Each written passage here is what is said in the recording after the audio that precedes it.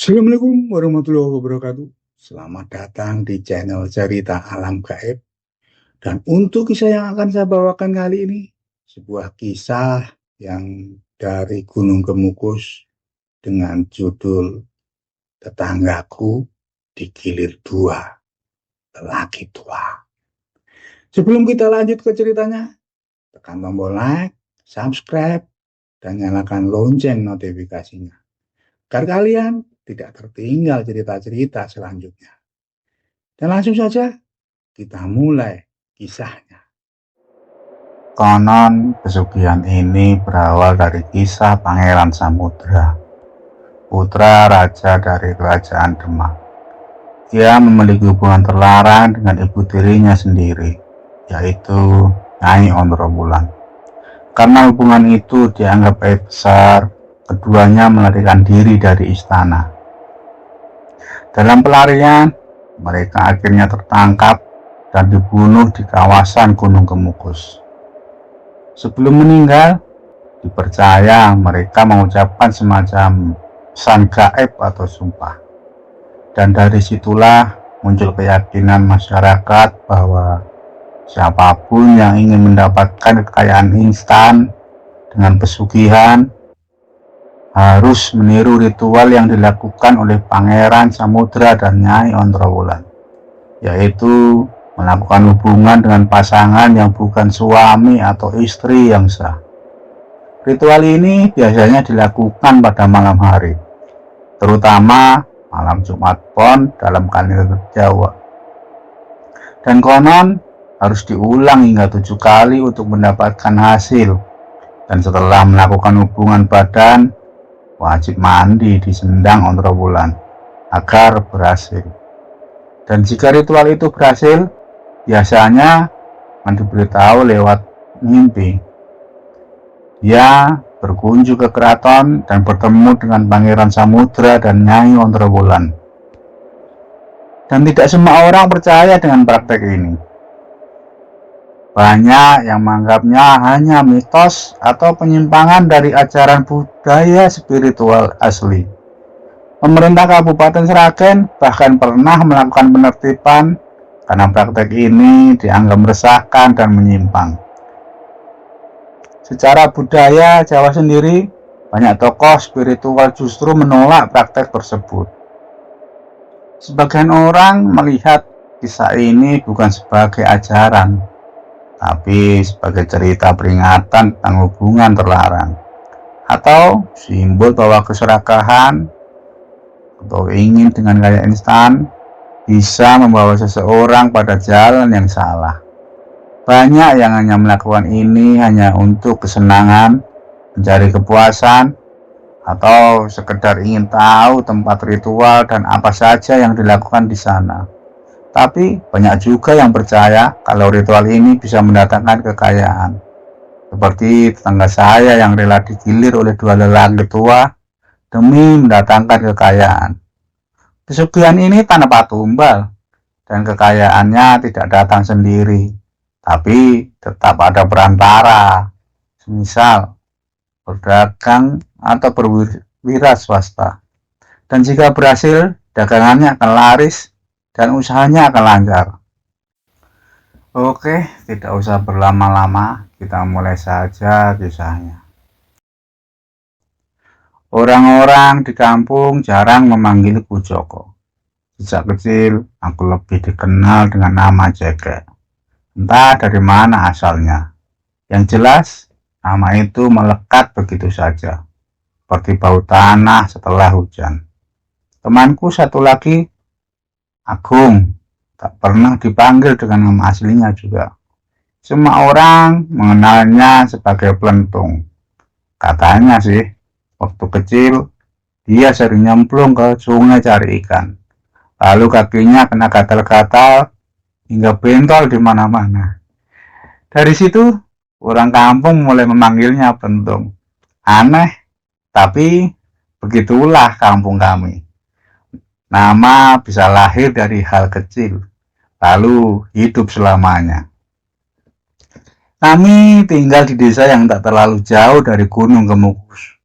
Mungkin sekitar 15 kilo. Gunung itu bukan gunung tinggi, tapi namanya sering disebut-sebut orang, entah dengan nada kagum atau pelan-pelan seperti sedang membicarakan sesuatu yang tabu. Di kampungku, ada satu orang yang belakangan ini sering jadi bahan omongan. Namanya Mbak Marsi. Dia janda, punya satu anak laki-laki yang masih sekolah. Sehari-hari, Arsih buka warung kelontong kecil di depan rumahnya. Warungnya sederhana, kayu tua, toples berisi permen, mie instan yang tergantung, dan beberapa barang kebutuhan sehari-hari. Dulu, warung itu cukup ramai, tapi sejak minimarket berdiri di jalan besar, pelanggan Marsih makin berkurang. Sering kulihat dia duduk diam di balik etalase, menatap jalan yang jarang dilewati oleh orang. Aku kadang mampir, sekedar beli kopi saset atau rokok murah. Sepi ya mbak? Tanyaku suatu sore. Masih cuma tersenyum tipis. Namanya juga usaha kecil, cek. Yang penting masih jalan. Tapi dari matanya aku tahu dia tidak sekuat kata-katanya.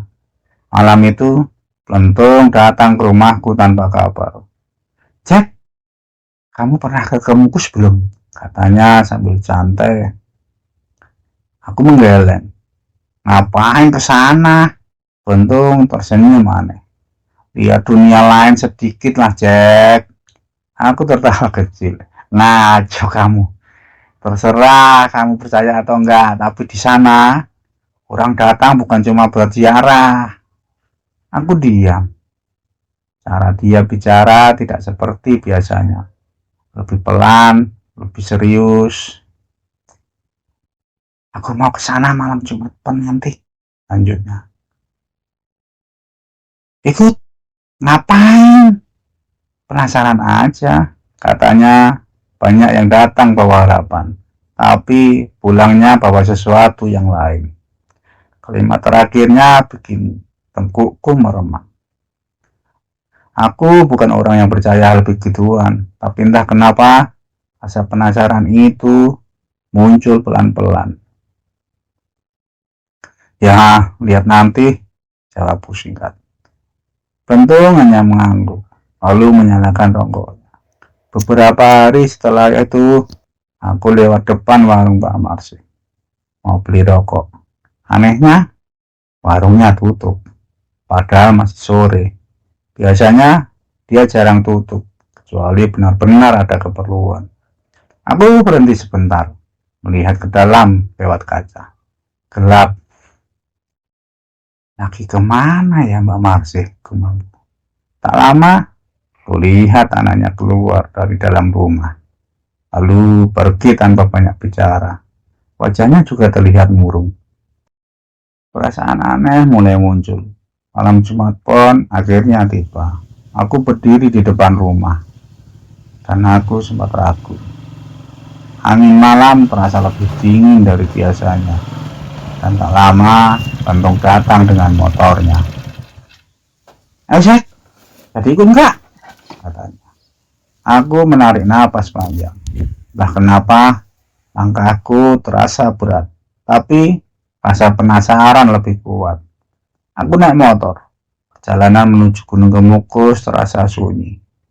Jalanan gelap, hanya diterangi lampu motor. Sekali kami berpapasan dengan orang lain yang tujuannya sepertinya sama. Tak ada yang banyak bicara. Makin dekat ke lokasi, suasana berubah. Ada keramaian, tapi bukan seperti pasar. Lebih seperti orang-orang yang datang dengan tujuan diam-diam. Plentung memakai motor di pinggir jalan. Ayo turun, Jack. Aku mengikuti. Mataku mulai menyesuaikan dengan suasana. Orang-orang berjalan pelan. Beberapa menunduk, beberapa terlihat gelisah. Dan di tengah kerumunan itu, aku melihat seseorang yang tak sangat kukenal. Langkahku langsung berhenti. Itu, kumambu. Plentung menoleh. Siapa, Jack? Aku tidak langsung menjawab. Sosok itu berjalan pelan, mengenakan pakaian sederhana, rambutnya diikat seadanya. Marse, jantungku langsung berdetak lebih cepat. Dia ngapain di sini? Bisikku. Pentung hanya tersenyum tipis, seolah tidak kaget sama sekali. Makanya kemarin aku bilang, Jack, di sini semua orang punya alasan. Aku masih menatap Marse dari jauh. Perasaan yang tadi hanya penasaran, sekarang berubah jadi sesuatu yang lebih dalam. Aneh. Dan entah kenapa, aku merasa malam itu akan membuka sesuatu yang seharusnya tetap tersembunyi. Aku belum tahu bahwa langkah kecilku mengikuti pelantung malam itu akan membuatku melihat yang tidak akan pernah bisa kulupakan. Langkahku terasa berat saat mataku terus mengikuti sosok Marse di antara kerumunan. Dia berjalan pelan, menunduk seperti tidak ingin dikenali siapapun. Jack, fokus, si Kentung pelan. Itu Mbak Marse. Suaraku nyaris tak terdengar. Kentung hanya melirik sekilas, lalu kembali melihat ke depan. Ya, dan dia bukan satu-satunya. Kami mengikutinya dari jarak aman. Jalan setapak itu lembab, tanahnya licin, dan cahaya lampu seadanya membuat bayangan pohon tampak seperti sosok yang berdiri diam. Semakin masuk, semakin sepi. Orang-orang mulai menghilang. Yang tersisa hanya suara alam dan sesuatu yang tak bisa dijelaskan. Marse akhirnya berhenti di sebuah area agak terbuka, tapi tetap gelap. Aku dan Pentung langsung merunduk di balik semak. Di sana, Marse berdiri berhadapan dengan seorang pria. Bukan orang yang aku kenal. Usianya bahkan lebih tua. Tubuhnya kurus dan gerakannya pelan. Tidak ada percakapan, tidak ada juga sapaan. Hanya diam beberapa detik. Lalu mulai bergerak perlahan, terdengar suara kecupan yang mesra. Aku menahan napas. Detak jantungku berdetak agak cepat. Aku tidak perlu melihat jelas untuk apa yang sedang terjadi. Yang membuatku merinding bukan hanya itu, tapi suasananya. Sunyi, aneh, seperti semua orang di tempat itu melakukan hal-hal yang sama, tanpa suara. Aku sempat memalingkan wajah. Tenggorokanku terasa kering. Ini beneran ya, Tom? Bisikku. Pentung hanya menjawab pelan. Kamu lihat sendiri kan, Jack? Beberapa waktu kemudian, Marse menjauh dari pria itu. Tidak ada kata, tidak ada tatapan. Dan seperti dua orang asing yang kebetulan bertemu. Lalu selesai. Aku kira semuanya berakhir di situ. Tapi Marse tidak kembali ke arah keramaian. Dia justru berjalan ke arah lain, mengikuti jalur yang lebih gelap. Kemana lagi dia ya? Gumamku. Pentung mengangkat dagu ke depan. Sudah. Kami kembali mengikuti, lebih hati-hati. Jalanan makin sempit dan semak semakin rapat. Aku hampir terpeleset, tapi cepat kutahan. Tak lama, suara air mulai terdengar. Di depan sana terlihat sendang-sendang sumber air yang dikelilingi batu dan pepohonan tua. Tempat itu terasa lebih dingin dan lebih sunyi. Aku langsung sadar, ini pasti sendang Ontrowulan. Marse masuk ke area sendang, dan pria yang tadi ikut bersamanya. Aku menangis. Terdengar percikan air. Mereka turun ke air bersama-sama. Tidak ada percakapan dan tidak ada ekspresi. Hanya gerakan pelan seperti menjalankan sesuatu yang sudah biasa dilakukan. Air sendang memantulkan cahaya redup. Permukaannya tenang, bahkan terlalu tenang. Aku merasakan bahwa dingin menjalar sampai ke tulang. Beberapa orang lain juga ada di sekitar, tapi semuanya menjaga jarak. Tidak saling melihat lama, tidak saling mengenal. Seolah aturan tak tertulis di tempat itu adalah datang sendiri, melakukan sesuatu, lalu pergi tanpa meninggalkan jejak. Beberapa saat kemudian, Marcel keluar dari sendang. Pria itu juga naik. Mereka berdiri sebentar. Aku menunggu. Mungkin mereka akan bicara atau melakukan sesuatu lagi. Tapi ternyata tidak. Marcel langsung berjalan pergi. Pria itu ke arah sebaliknya, tanpa menoleh dan tanpa satu kata pun. Seperti tidak pernah saling mengenal. Aku merinding.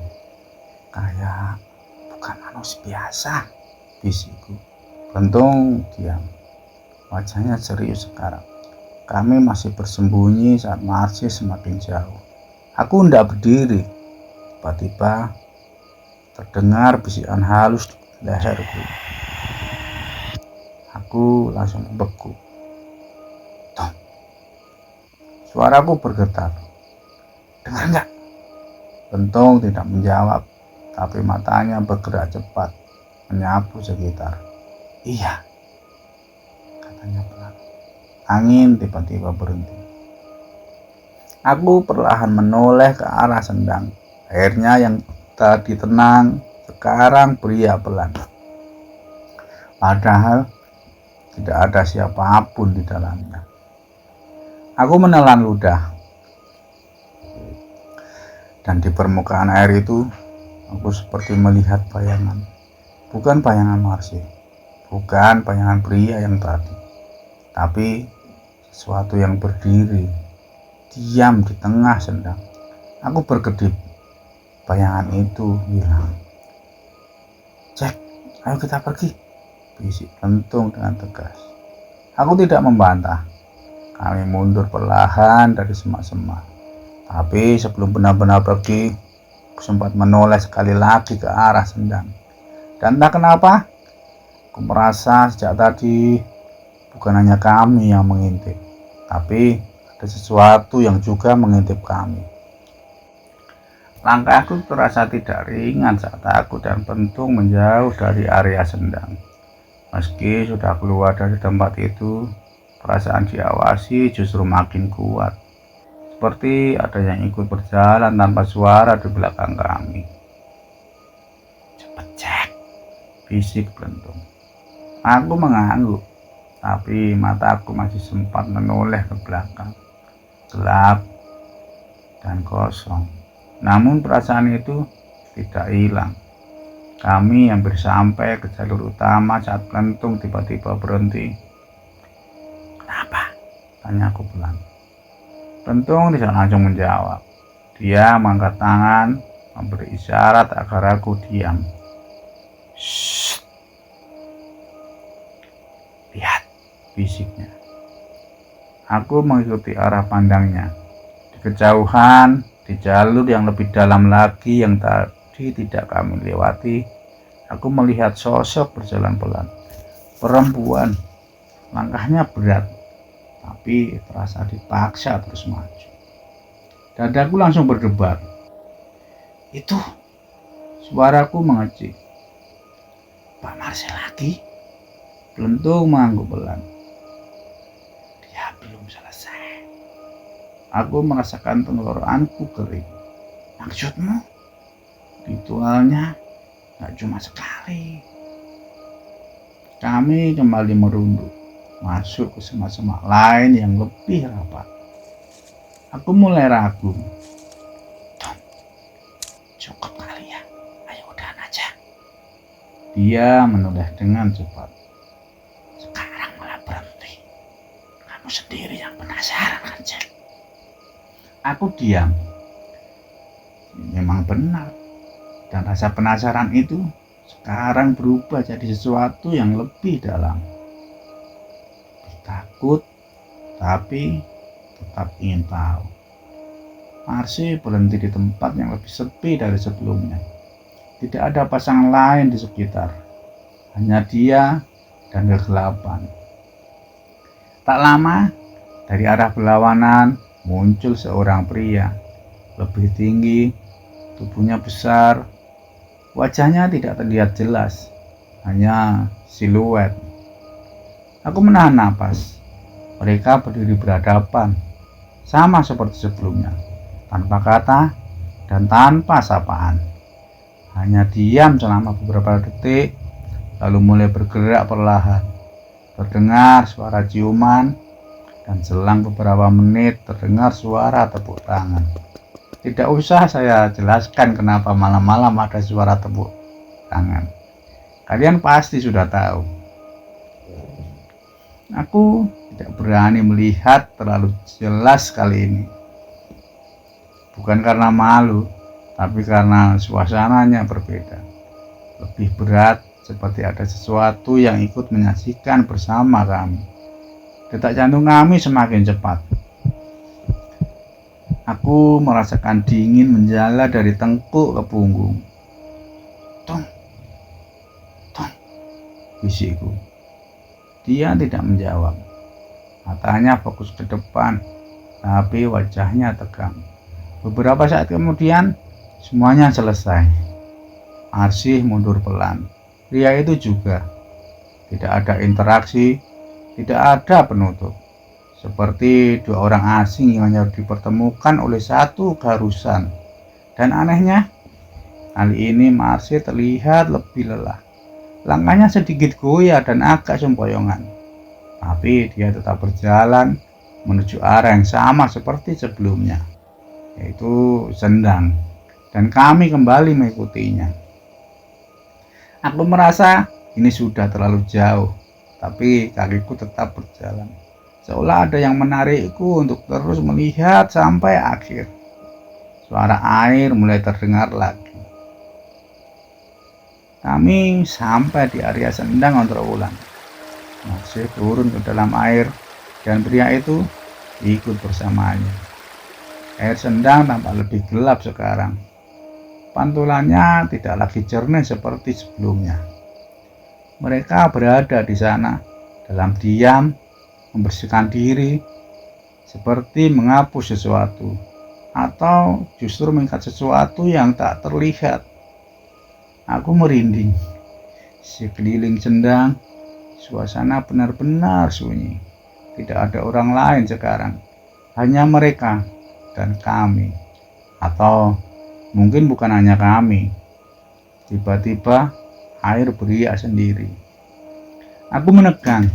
Permukaan air di sisi lain sedang bergerak, padahal tidak ada siapapun di sana. Tong, suaraku bergetar. Iya, aku lihat, jawabnya pelan. Aku menatap ke arah itu, dan untuk sepersekian detik, aku melihat bayangan. Bukan bayangan Marsi, bukan juga pria itu, tapi sosok lain, berdiri diam di dalam air. Lebih tinggi dan tidak bergerak. Aku langsung memejamkan mata. Saat ku buka lagi, kosong, tidak ada apa-apa. Marsi akhirnya keluar dari sendang, dan pria itu juga. Dan seperti sebelumnya, mereka berpisah tanpa kata, tanpa saling melihat, seperti tidak pernah saling mengenal. Aku menggigit bibir. Rasa dingin di tubuhku sekarang bukan lagi karena malam, tapi karena sesuatu yang lain. Kami mundur perlahan, kali ini tanpa bicara. Tidak ada yang ingin kami lihat lagi. Tapi saat aku berbalik, ada bisikan yang sangat dekat.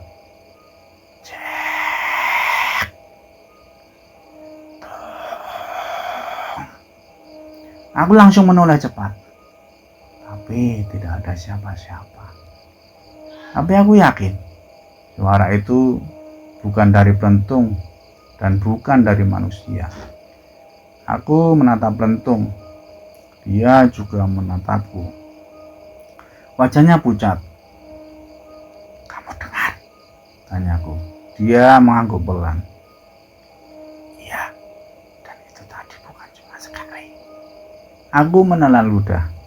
Dan saat itulah aku benar-benar sadar yang kami lihat malam ini bukan sekedar ritual, tapi sesuatu yang perlahan mulai mengenali kami. Sepanjang perjalanan pulang malam itu, aku dan Pelentung lebih banyak diam. Mesin motor merang pelan menembus jalan gelap, tapi pikiranku jauh lebih bising dari suara itu. Aku berkali-kali menoleh ke kaca spion. Ternyata kosong, tapi yang gelap di belakang seperti ikut bergerak, sedikit lambat dari laju kami. Aku memalingkan wajah. "Tong," suaraku pelan. "Kamu ngerasa kita diikutin gak?" Pelentung tidak langsung menjawab.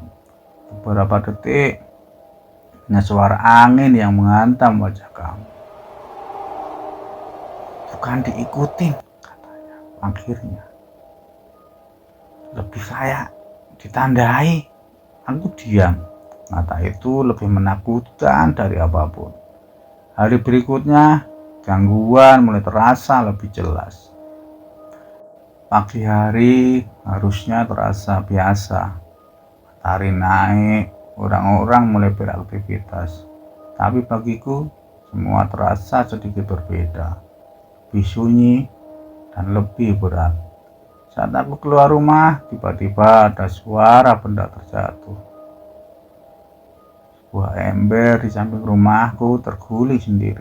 Aku langsung menoleh. Tidak ada angin dan tidak ada orang. Aku mendekat pelan. Jantungku mulai berdebar. Perasaan tadi tegak aku mampu. Siangnya, aku bertemu Pelentung di warung kopi. Wajahnya pucat. "Kamu juga ngerasain kan?" tanyanya tanpa basa-basi. Aku langsung mengangguk. "Sejak semalam, kayak ada yang ikut." Pelentung menghembuskan napas panjang. "Aku juga. Tadi subuh, pintu rumahku diketok." Aku menegang. "Siapa?" Dia menggeleng. "Pas dibuka, gak ada siapa-siapa, Tom." Aku merinding hanya dengan membayangkannya. Belum sempat kami melanjutkan pembicaraan, tiba-tiba seseorang datang. Rina, dia kakak perempuan Pelentung. Dia duduk tanpa permisi. Wajahnya serius, tapi juga seperti menyimpan sesuatu. "Tumben kalian di sini," kata Mbak Rina. Pelentung mengenyit. "Ada apa, Mbak?" Rina menatap sekeliling sebentar, lalu mendekat. "Aku mau cerita, tapi jangan bilang siapa-siapa ya." Aku dan Pelentung saling pandang. "Apa, Mbak?" tanya Pelentung. Rina menurunkan suaranya. "Itu, masih." Jantungku langsung berdetak lebih cepat. "Kenapa Mbak dengan Marse?" tanyaku. Rina menarik napas.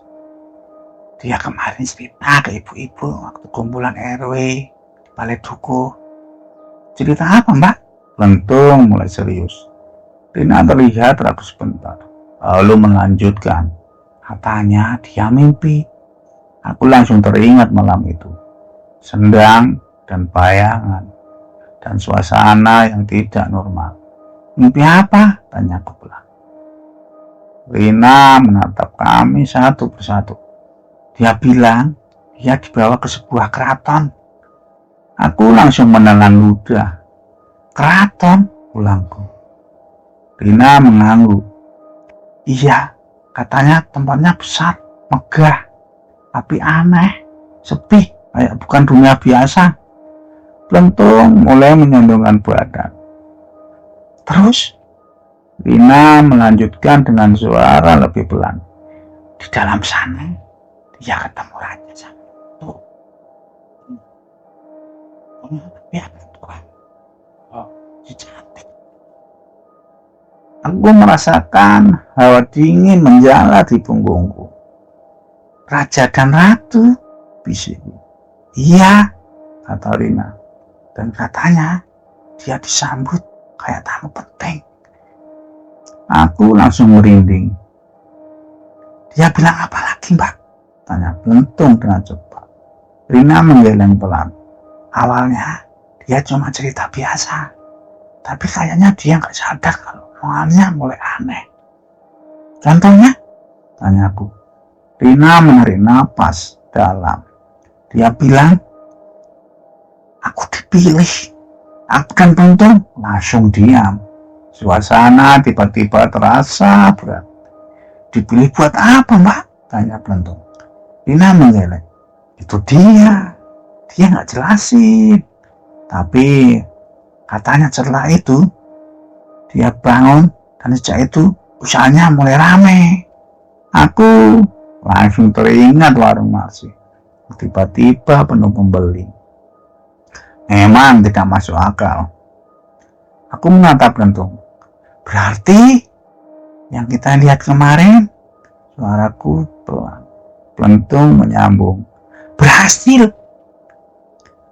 Aku merasa tenggorokanku kering. Terus kita? Tanyaku. Plentung tidak langsung menjawab. Dia menatap kosong di depan. Aku rasa, katanya pelan, kita diganggu karena kita lihat sesuatu yang seharusnya nggak kita lihat. Rina langsung menoleh. Maksudmu, Gong? Plentung menatapnya. Ritual itu mungkin ada aturannya dan kita telah melanggarnya. Aku merasakan tubuhku dingin. Mengganggu kesakralannya maksudmu, Tung? Bisikku. Plentung mengangguk. Sore harinya aku lewat lagi di depan warung Marsi. Seperti sebelumnya, ramai. Terlalu ramai untuk ukuran warung kecil. Tapi kali ini aku memberanikan diri melihat lebih lama. Marsi berdiri di dalam. Dan tiba-tiba dia menoleh ke arahku. Tatapan kami bertemu, tapi ada sesuatu di sana. Seperti dia tahu bahwa aku melihatnya. Dan perlahan dia tersenyum. Senyum yang sama seperti kemarin, tipis dan dingin. Tidak seperti manusia yang biasa aku kenal. Aku langsung memalingkan wajah dan berjalan cepat. Malamnya, gangguan itu datang lagi. Lebih dekat dan lebih nyata. Terdengar suara langkah di luar rumah. Aku terbangun. Jantungku berdetak kencang. Langkah itu berhenti tepat di depan pintu rumahku. Aku tidak berani bergerak. Terdengar bisikan pelan dan napas yang berat.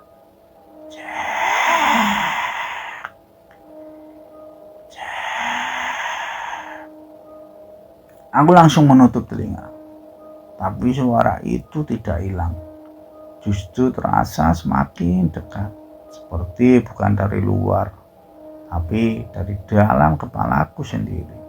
Aku menggigil. Dan saat itu juga aku sadar, apapun yang mengikuti kami dari Gunung Kemukus malam itu bukan hanya marah, tapi juga mulai mendekat. Malam itu aku tidak benar-benar tidur. Mataku terpejam, tubuhku tegang. Setiap suara kecil terasa seperti ancaman. Bahkan desiran angin di luar jendela pun membuatku terjaga. Sesekali aku mendengar sesuatu di luar rumah. Langkah pelan mengitari rumahku. Aku menarik selimut sampai ke leher. Bukan karena dingin, tapi karena takut. Dan yang paling membuatku tidak tenang, bisikan itu. Kadang jauh, kadang dekat, kadang seperti memanggil namaku.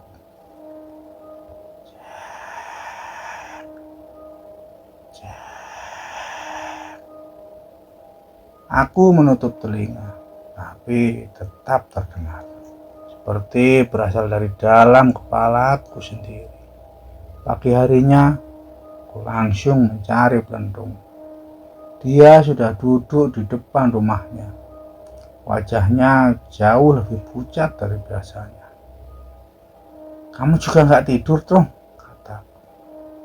Dia tertawa kecil. "Tidur? Setiap merem, kayak ada yang berdiri di sampingku, Jack." Aku merinding. "Ini nggak bisa dibiarin," kataku pelan. Pelentung mengangguk. "Iya, kita harus bisa menghentikannya sebelum makin parah."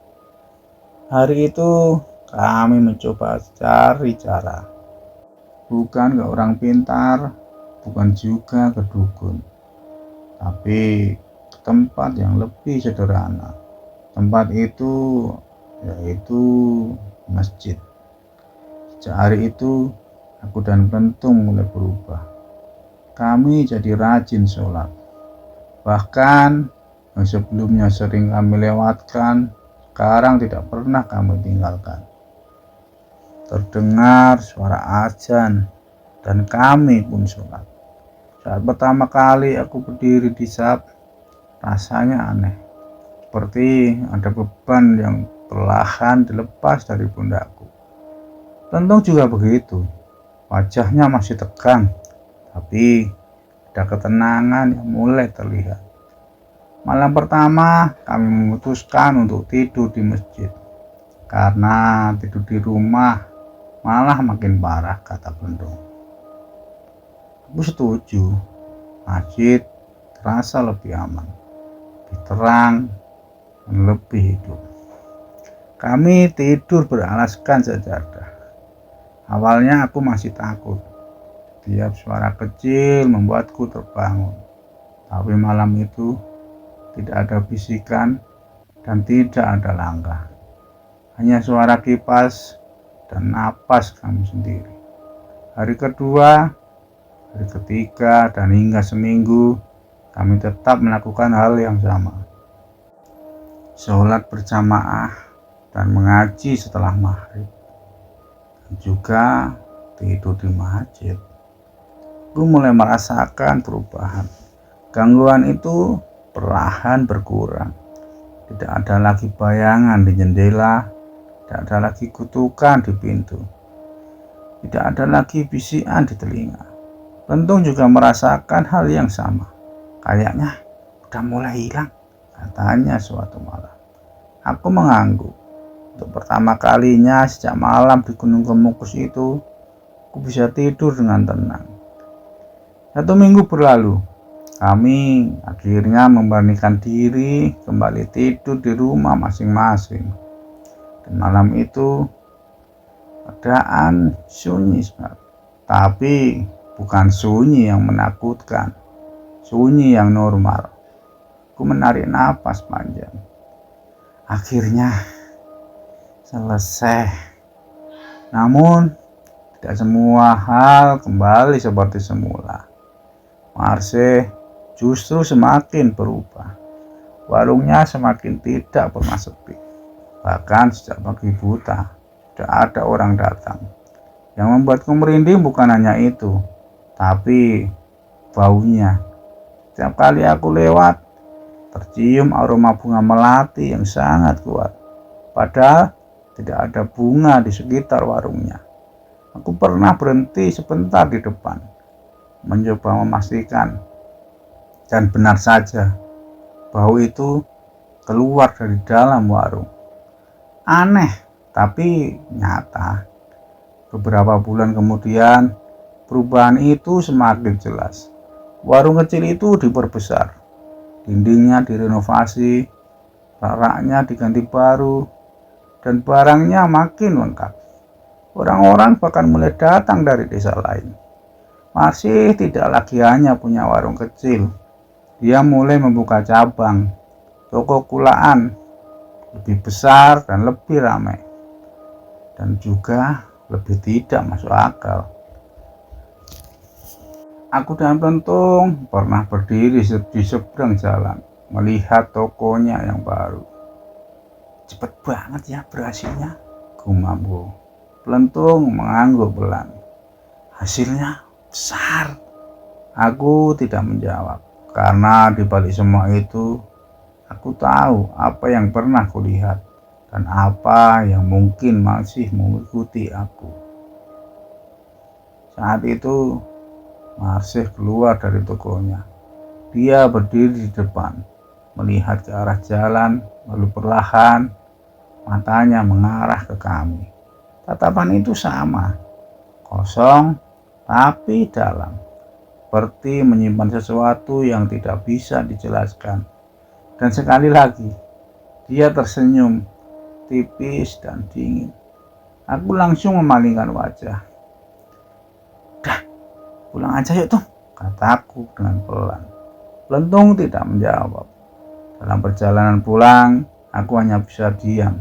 1 minggu di masjid memang menghilangkan gangguan itu, tapi tidak menghapus apa yang sudah terjadi dan tidak mengubah satu kenyataan bahwa di tempat seperti Gunung Kemukus, tidak semua orang pulang dengan membawa ketenangan.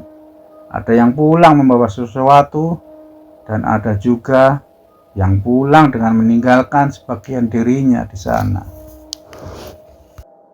Kalimat itu terus terngiang di kepalaku. Bahkan berhari-hari setelah semuanya terasa tenang, aku kembali menjalani hidup seperti biasa. Bangun pagi, kerja serabutan, ngobrol di warung kopi, lalu pulang saat malam mulai turun. Tapi ada satu hal yang berubah. Aku tidak lagi penasaran. Suatu sore, aku duduk di depan rumah bersama Pelentung. Angin bertiup pelan, membawa suara anak-anak bermain di kejauhan. Kami tidak banyak bicara, hanya duduk menikmati sore yang terasa normal. Cek, kata Pelentung tiba-tiba. Ya, kamu masih kepikiran nggak? Aku tahu maksudnya. Aku menarik napas pelan. Kadang,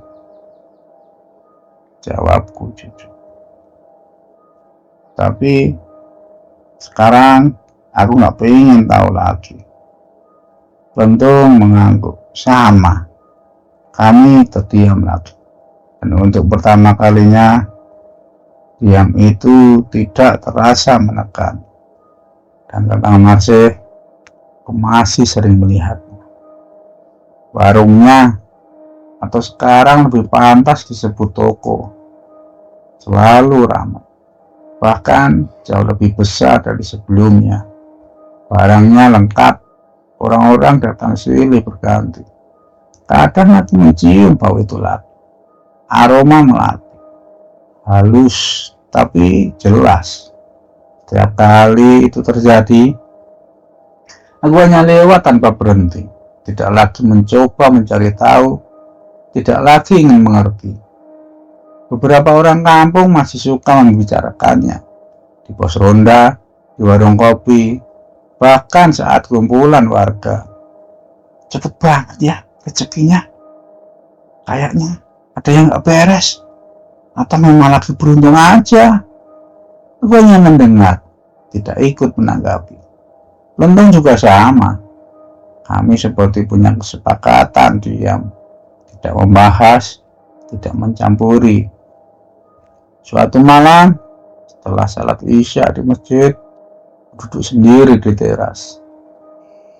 Angin malam terasa sejuk, tenang, berbeda dengan malam-malam sebelumnya. Pelentung duduk di sebelahku membawa 2 gelas teh hangat. Minum, cek. Aku menerima gelas itu. Hangatnya terasa sampai ke dada. Kamu sadar nggak? Kata Pelentung pelan. Kalau kita sekarang beda. Aku tersenyum kecil. Beda gimana, Tong? Dia menatap ke depan. Kita dulu gampang penasaran. Apa-apa pengen tahu. Genset bilang kepo. Aku mengangguk. Kalau sekarang? Tanyaku. Plentung menarik nafas panjang. Sekarang aku lebih takut kalau tahu terlalu banyak. Aku tertawa kecil. Benar juga ya, Tom. Sejak kejadian itu, aku dan Plentung mulai lebih sering ke masjid. Bukan karena takut lagi, tapi karena merasa lebih tenang. Setiap kali mendengar suara azan, ada rasa damai yang tidak bisa dijelaskan. Kami salat berjamaah, kadang duduk lama setelahnya baca Al-Quran. Tidak ada gangguan lagi, tidak ada bayangan, tidak ada bisikan. Seolah apa yang pernah mengikuti kami sudah pergi. Atau mungkin memilih untuk tidak mendekat lagi. Tentang Masih, aku tidak tahu. Dan aku tidak ingin tahu lagi. Apakah dia masih kembali ke Gunung Kemukus itu? Apakah ritual itu masih dia lakukan? Atau semuanya sudah cukup baginya? Aku tidak pernah bertanya dan tidak pernah mencoba mencari tahu lagi. Karena aku sadar satu hal, tidak semua hal di dunia ini harus dimengerti. Suatu hari, aku berpapasan langsung dengan Marsi di jalan. Dia membawa barang dari tokonya. Aku sempat berhenti. Dia juga. Kami saling menatap sebentar. Matanya masih sama, dalam dan sulit ditebak. Tapi kali ini tidak terasa menakutkan, hanya terasa asing. Dia tersenyum tipis. Aku membalas sekedarnya. Lalu kami berjalan berlawanan arah, tanpa kata, tanpa pertanyaan. Seperti dua orang yang memang tidak perlu saling tahu lebih jauh. Sore itu, aku duduk di pinggir jalan bersama Plentung, melihat matahari mulai turun perlahan. Cek, kata Plentung pelan. Menurutmu, kita salah nggak waktu itu? Aku berpikir sejenak. Bukan salah, Tom, jawabku akhirnya. Cuma, kita terlalu jauh masuk ke hal yang bukan urusan kita. Plentung mengangguk. Dan sekarang? Aku tersenyum kecil. Sekarang kita cukup jalani hidup kita aja, Tom. Malam semakin turun. Lampu-lampu rumah mulai menyala satu persatu.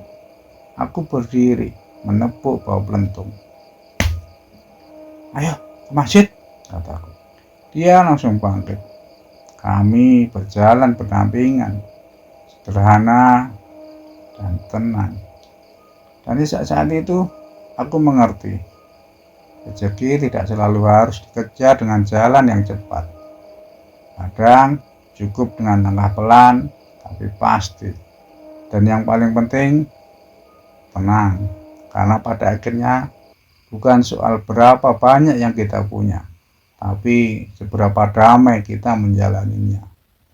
Dan untuk pertama kalinya, sejak semua itu terjadi, aku benar-benar merasa pulang.